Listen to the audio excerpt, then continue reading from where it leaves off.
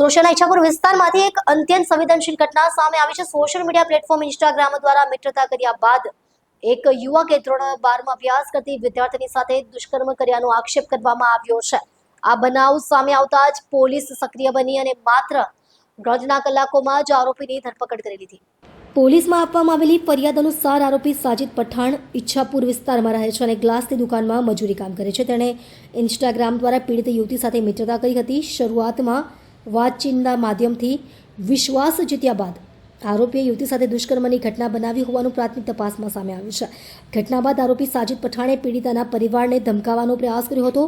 પીડિતાના ભાઈને ધમકી આપવામાં આવી હોવાનો પણ ખુલાસો થયો છે। જોકે પરિવારે હિંમત બતાવીને આ અંગે ઈચ્છાપુર પોલીસ સ્ટેશનમાં ફરિયાદ નોંધાવી ઘટનાની જાણ થતાં જ ઈચ્છાપુર પોલીસે તાત્કાલિક હરકતમાં આવીને તપાસ શરૂ કરી દીધી હતી। પોલીસે ગણતરીના થોડા કલાકોમાં જ આરોપી સાજિદ પઠાણની ધરપકડ કરી લીધી હતી। પોલીસે આરોપી સામે ભારતીય ન્યાય સંહિતાની કલમો હેઠળ કડક કાનૂની કાર્યવાહી હાથ ધરી છે। આ બનાવ સામે આવતા પીડિતાના પરિવાર અને આજુબાજુના વિસ્તારના લોકોમાં ચકચાર મચી ગઈ છે। સોશિયલ મીડિયાના વધતા દુરુપયોગ અને કિશોરીઓની સુરક્ષાને લઈને સવાલો ઉઠી રહ્યા છે। ઈચ્છાપુર પોલીસે જણાવ્યું છે કે આ મામલે વધુ તપાસ હાથ ધરવામાં આવી છે અને અન્ય કોઈ પણ પાસાની ચકાસણી કરવામાં આવી રહી છે।